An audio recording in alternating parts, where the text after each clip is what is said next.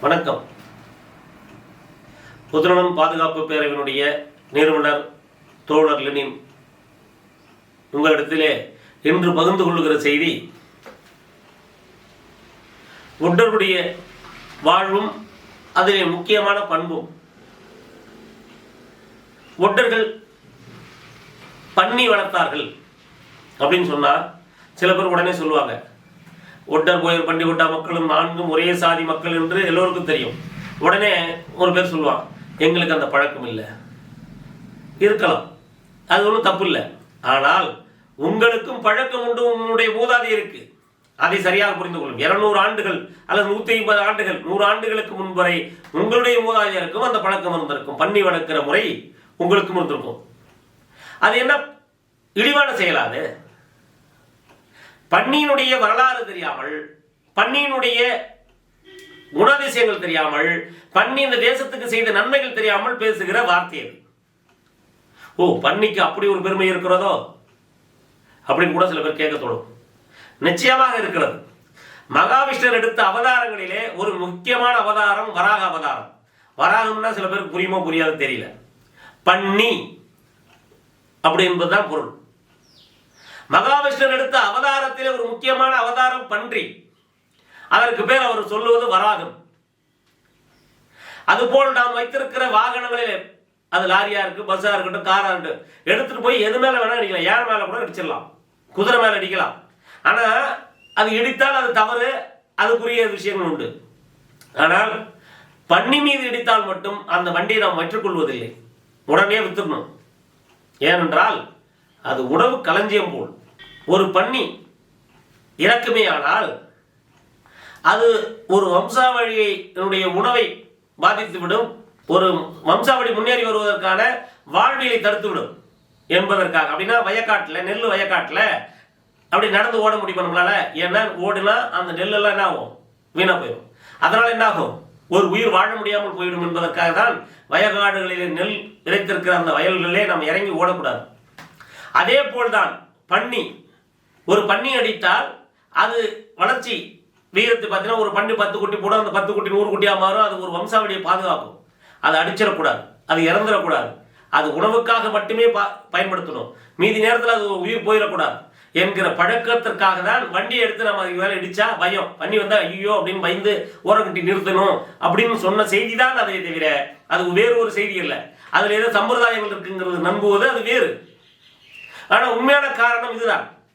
இன்னும் பன்னிக்கு இவ்வளவு பெருமை இருக்கான. இது மட்டுமல்ல, இன்று ஒரு தேசத்தின், அமெரிக்கா ஒரு பணக்கார நாடு, இன்னொரு நாடு ஏழை நாடு என்கிற தீர்மானத்துக்கு வருகிறார். இப்படி வைத்துக்கலாம், ஒரு நாடு பணக்கார நாடு, ஒரு நாடு ஏழை நாடு என்று தீர்மானிப்பது எதிலிருந்து தீர்மானிக்கிறார்கள்? கோல்டு ஸ்டோரேஜ், அதனுடைய தங்க இருப்பு. தங்க இருப்புங்கிறாங்கல்ல, அந்த ஸ்டோரேஜ் சொல்றாங்கல்ல, இருப்பு. அந்த இருப்பு அதிகமாக வைத்திருக்கிற நாடு வசதி படைத்த நாடு, அந்த இருப்பு குறைவாக இருக்கிற நாடு ஏழை நாடு என்று இன்று பார்க்கப்படுகிறது. ஆனால் 1000 ஆண்டுகளுக்கு முன்போ 1500 ஆண்டுகளுக்கு முன்போ ஒரு மன்னன் இன்னொரு மன்னனை பார்த்தால் இந்த இருவருக்குள் யார் பெரியவர், யார் பணக்கார மன்னராக இருப்பது, யார் பணமில்லாத மன்னராக இருப்பது, இல்லை யார் ராஜா பணக்கார ராஜா, யார் பணமில்லாத ராஜா, ஏழை ராஜா அப்படின்றது பார்ப்பதற்கு ஒரு அடையாளத்தை வைத்திருந்தார்கள். அது பன்றி. அந்த தேசத்தில் எவ்வளவு பன்னி இருக்கிறதோ அதற்கு தகுந்த போல் அது வசதி உள்ள நாடு. அந்த தேசத்தில் எவ்வளவு பன்னி குறைவா இருக்கிறதோ அதுக்கு தகுந்த போல் அது ஏழை நாடு என்று பிரித்து வைத்திருந்தார்கள். அதற்கு மற்றும் ஒரு சான்றை என்னால் சொல்ல முடியும்.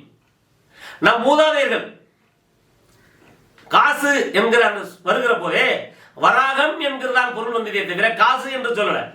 தங்கத்தால் செய்யப்பட்ட காசு, அந்த காசு வராகம் பொறித்த நாணயமாக இருக்க வேண்டும். பன்னி மூஞ்சி போட்ட காசா இருக்கணும், தங்க காசா இருந்தாலும். அதே காசு தங்க காசு, பன்னி மூஞ்சி போடாத ஒரு தங்க காசு செல்லுபடி ஆகாது, செல்லாது செல்லாது செல்லாது என்ற காலம் இருந்தது. அதனால்தான் காசுக்கு பேரு வராகம் என்று பொருள். இப்படி வராகம் என்கிற பொருளை கொண்டிருந்தவர்கள், அது இப்படி தேசத்தை உயர்த்தியவர்கள் ஒட்டர்களே. இன்றல்ல, அன்றும். பன்றி என்ன அப்படி ஒரு பெருமை இருக்கிறது என்றால், பன்னி மலம் சாப்பிட்ற ஜீவராசி இல்லை. அதுகிட்ட போய் மலத்தை வச்சது மனிதனுடைய செயல். அது கிழங்கு சாப்பிட்ற ஜீவராசி. பல கோயில்களை நீங்க பார்ப்பீங்க. பார்க்கிற போது பன்னியினுடைய அந்த முகத்திலே பூமி உருண்டையை வைத்திருக்கும். பூமி உருண்டை என்று சொன்னது யார் என்று நம்ம கேட்டா சொல்லிவிடுவார்கள். ஆனால் பூமியை உருண்டை என்று பல ஆயிரம் ஆண்டுகளுக்கு முன்னாடியே சொன்னவர்கள் தமிழர்களே, ஒட்டர்களே. இப்படி பன்னியினுடைய பெருமையை தெரியாதவர்கள் பன்னியை இழிவாக பேசுகிறார்கள். பன்னியை இழிவாக பேசுகிறவர்கள் சில பேர் யாரா இருப்பாங்க, அந்த பன்னிக்கு பன்னியை பத்தி தெரியல அப்படின்னு கூட சொல்லலாம். வரலாறுகளை தெரியாமல் இடைப்பட்ட வரலாறுகளை பேசுவதில் பல பேருக்கு ஒரு பெரிய ஆர்வம்.